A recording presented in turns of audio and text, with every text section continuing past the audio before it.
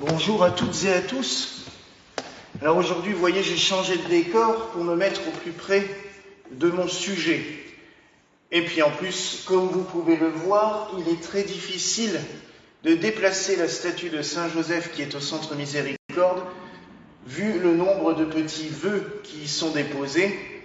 Mais ça, je vous en parlerai dans une autre vidéo, même si je peux vous dire qu'il n'y a pas que cela, mais depuis 5 ans maintenant, il y en a 3 grandes caisses qui sont posées sous l'autel de Saint-Joseph et encore un panier juste derrière moi, puisqu'au fur et à mesure de l'année, je fais un peu de place pour en déposer d'autres. La statue de Saint-Joseph, statue miraculeuse, et on peut le dire, parce que les conditions dans lesquelles elles ont été trouvées et sont déjà extraordinaires, et tout ce qu'il s'est produit par la suite l'est aussi. Elle a été acquise en janvier 2015, donc longtemps avant de déposer les médailles, longtemps avant de même imaginer que nous pourrions un jour avoir ce lieu.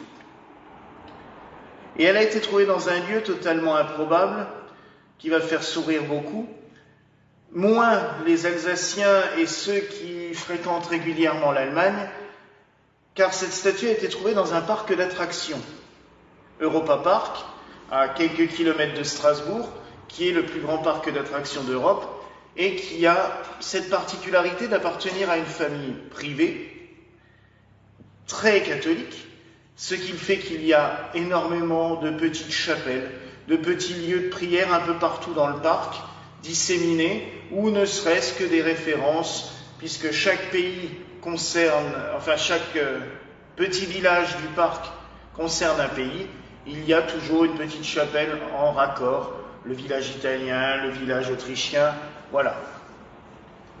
La famille a disséminé des objets religieux un peu partout. Tous les ans, pour la période de Noël, ils organisent un marché de Noël dans ce qu'ils appellent l'allée allemande. C'est une espèce de village allemand à l'entrée du parc, et il y a un marché de Noël. Pendant des années, nous y allions régulièrement, le dimanche de l'Épiphanie, pour se balader, puis c'était le dernier dimanche de l'ouverture du parc pour la période de Noël, avec toutes ces décorations et tout ça. Ça permettait de clôturer un petit peu le temps de Noël de manière sympathique. En arrivant dans le parc ce dimanche de l'Épiphanie 2015, il y a un marchand, sculpteur, qui vend des statues, beaucoup de crèches, beaucoup d'autres décorations, et cette statue-là, mais qui à l'époque était à un prix de 175 €, et je n'en avais strictement pas les moyens. La paroisse non plus, puisque comme je vous l'ai expliqué pour la médaille, avant d'arriver ici, nous avions un budget équivalent à 40 € par mois en moyenne. Mais elle me plaisait énormément. Sa façon d'être,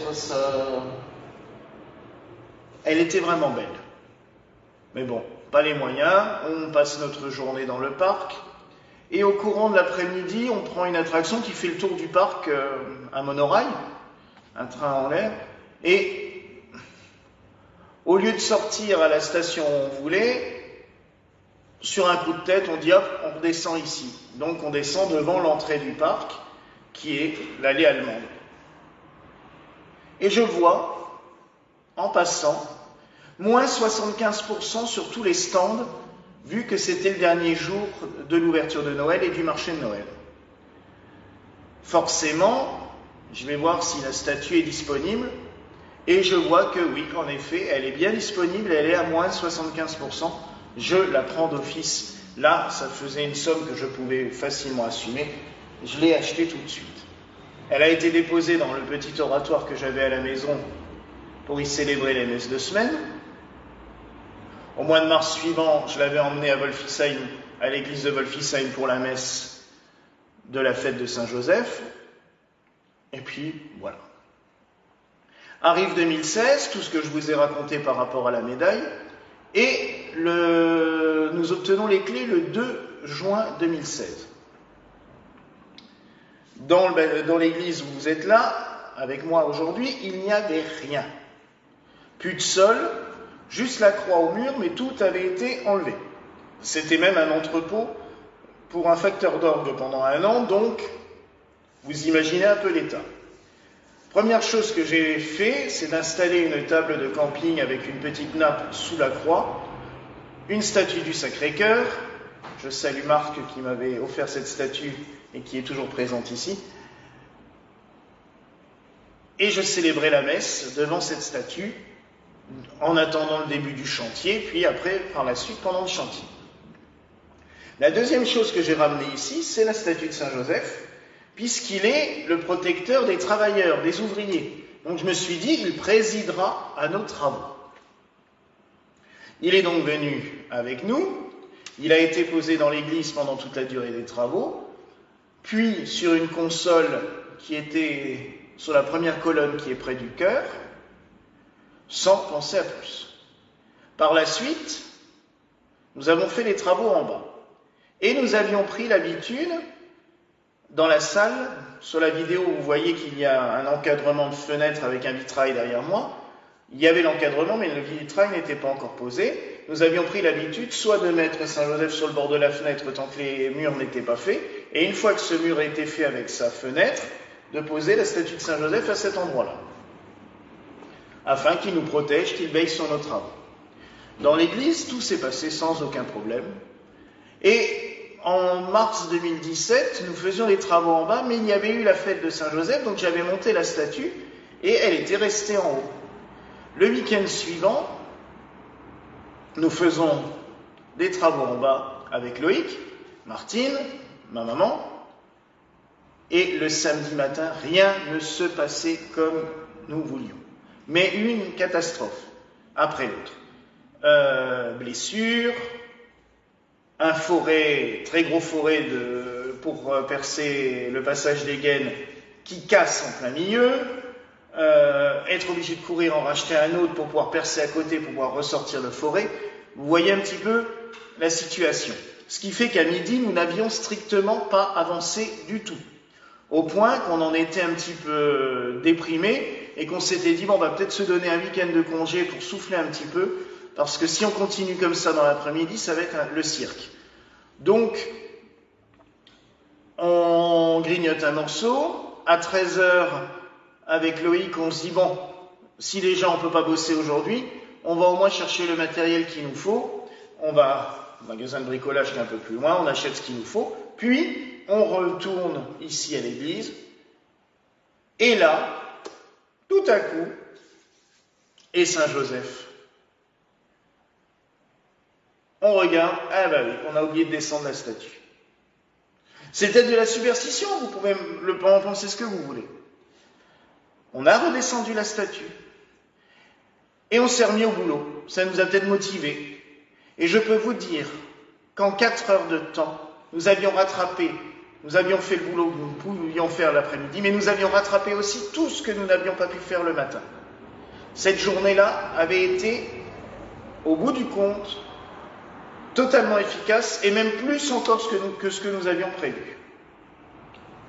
Donc vous comprenez vraiment à quel point elle commençait à prendre de l'importance, mais, comme dit, nous n'avions pas prévu encore à ce moment-là de le faire connaître à ce point-là. Nous arrivons à janvier 2018. Je vous ai raconté pour la médaille. Janvier 2018, le propriétaire vient nous voir et il nous explique qu'il veut vendre, que nous sommes en bail précaire, donc aucune possibilité d'être repris par le nouveau propriétaire si cela vient être vendu. Donc la seule solution, c'était pour nous d'acheter. Ça faisait 2 ans, un peu plus de 2 ans, que nous arrivions à rembourser 1 200 € par mois.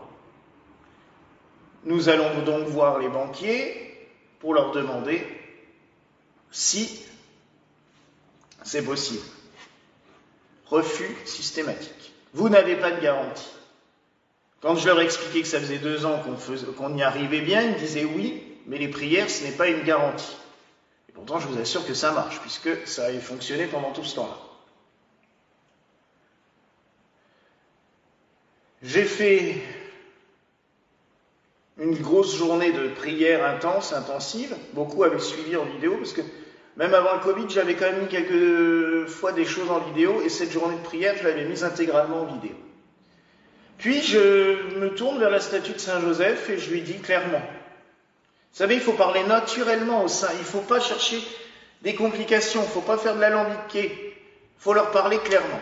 Je lui dis, Saint Joseph, si tu veux rester ici, tu te débrouilles. Tu t'es toujours occupé des biens matériels pour ta famille. Depuis toujours, les sœurs, les moines te prient pour des choses matérielles. Je te confie ce projet, mais fais quelque chose. Moi, ça fait 18 banques qui me refusent. 18, je dis bien 18 banques qui me refusent. Je suis même allé toquer à la porte du directeur de la Caisse des dépôts, qui m'a regardé complètement fou en me disant « Mais qu'est-ce que vous voulez faire ? On ne fait pas ça. » Mais on a essayé au moins. Pas plus. Vous savez toutes et tous que le Centre Miséricorde a une amie, une ancienne actrice qui se consacre à la vie des animaux, Brigitte Bardot. Et Saint Joseph s'est servi d'elle, mais de manière aussi totalement prodigieuse. On avait discuté, mais sans demander quoi que ce soit et sans me demander plus de précision. Début janvier, pour les vœux, elle m'avait dit, Raphaël, vous en êtes où? Comment ça marche à l'église? Je lui ai dit, le propriétaire veut vendre, nous, on doit acheter sinon on est dehors, il faut que je trouve un banquier qui accepte de me faire le prêt et tout. Puis voilà, pas plus d'explications, on n'a pas parlé plus de ça. On s'est rappelé 2 ou 3 fois entre-temps, pour parler de choses et d'autres, mais pas du tout de ça. Et le jeudi saint, donc vous voyez que Saint Joseph a quand même attendu un petit peu. Il aime faire travailler notre patience, beaucoup, des fois trop, mais il faut lui dire. Le jeudi saint, je reçois une enveloppe avec cette belle écriture bleue et la marguerite sur l'enveloppe, j'ai tout de suite reconnu de qui ça venait. Et dedans, il y avait un petit mot, mon cher Raphaël, je vous souhaite une belle Pâques. Et voici un petit cadeau.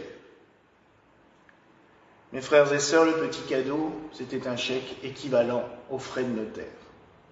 Elle avait calculé, parce que je l'ai appelée dans la foulée pour la remercier, et elle avait fait le calcul dans sa tête. Oh si l'église coûte tant et tant, ils vont lui demander à peu près ça en frais de notaire.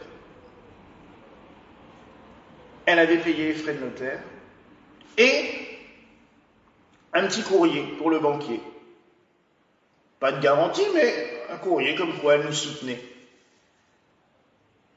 J'ai appelé le banquier, je suis allé le voir le mardi de Pâques. La caissière, pas trop d'accord et tout, j'ai dit si, appelez-le. Il est venu, j'ai dit écoutez, c'est pour un encaissement de chèque. Il rigolait un petit peu, mais quand il a vu le chèque, il a compris. Il me dit c'est la vraie, je dis oui, regardez l'adresse, c'est bien elle. Dans la foulée, je lui montre le courrier. Et il me dit, avec ça, je devrais réussir à le faire passer au conseil d'administration. En effet, la semaine suivante, nous avions l'accord. Mais Saint Joseph, comme je vous le dis, fait travailler la patience. On a eu l'accord en mois d'avril, mais il a quand même fallu attendre le mois de décembre pour avoir l'argent pour pouvoir signer. Mais c'était fait. Et je suis persuadé, mes frères et sœurs, que Saint Joseph était vraiment derrière tout cela. Ce qui est le plus drôle, c'est que je lui avais promis, parce que j'ai oublié de vous dire ça avant, que je le couronnerais si il nous exauçait. C'est un petit privilège qu'ont les évêques de pouvoir procéder au couronnement solennel d'une statue, si il en juge utile, s'il y a des grâces, s'il y a des miracles. Je me suis donc exécuté. Le 19 mars 2019, du coup, j'ai procédé à la fin de la messe au couronnement solennel de cette statue. Et la statue, du coup, est descendue de sa console habituelle pour aller sur l'étagère qui se trouve près du maître-autel, juste derrière le pupitre des lectures, l'ambon des lectures, là où se trouve le tableau de Saint Joseph le Silencieux que vous voyez derrière mes prédications tous les jours. Et les fidèles ont commencé à mettre des petits mots. En parallèle, j'avais mis cette petite statuette de Saint Joseph couché, puisque on dit que Saint Joseph couché règle à nos problèmes quand on lui dépose en dessous de sa statuette. Donc il y avait les deux, et ça a commencé à avoir de plus en plus de vœux. Les vœux étaient exaucés, il y en a eu de plus en plus. Saint Joseph avait pris possession des lieux. Dans la foulée, et c'est vraiment dans la foulée, nous avons instauré la procession qui a eu lieu, la première a eu lieu le 20 juillet 2019, par la suite nous l'avons décalée à fin septembre. Au mois d'août, nous nous sommes mis à construire cet hôtel, les paroissiens, notamment un que je remercie, Loïc, qui a bossé énormément dessus. Cet hôtel comporte 7 essences de bois, chiffre très symbolique, et puis un hôtel tout en bois pour héberger Saint Joseph, ça allait de soi de toute façon. La procession a eu lieu et les grâces ne s'arrêtent plus. Depuis, nous prions sans cesse devant Saint Joseph et il nous écoute. Du fait, les médailles que nous avons fait faire, les petites images, les chapelets, portent la photo de cette statue. Car, oui mes frères et sœurs, confiez-lui toutes vos prières, il vous exaucera. À côté de moi, il y a le buste du frère André qui nous a enseigné comment prier Saint Joseph au début du XXe siècle à Montréal, et je peux vous dire que Saint Joseph nous écoute et nous exauce. Il n'y a pas un dimanche, pas une messe de semaine, où avant ou après la messe, quelqu'un n'est pas debout devant la statue en train de la toucher, en train de prier, en train de déposer un vœu. Tous ceux et celles qui viennent pour recevoir une bénédiction ici déposent des vœux ou des cierges devant sa statue. Oui, mes frères et sœurs, Saint Joseph est puissant. Et par cette deuxième vidéo, je voulais raconter cette petite histoire, cette grande histoire, parce que Saint Joseph fait beaucoup de grâce depuis, et il a vraiment pris possession des lieux. J'ai encore à vous parler de l'huile de Saint Joseph, j'ai encore à vous parler des vœux, justement, toutes sortes de petites choses qui feront que Saint Joseph nous exauce et a choisi le Centre Miséricorde Saint-Joseph de Lingolsheim comme un lieu béni où il peut donner au monde toutes les grâces que le Seigneur veut bien nous donner par ses mains. Je vous souhaite une belle journée et, encore une fois, prions Saint Joseph.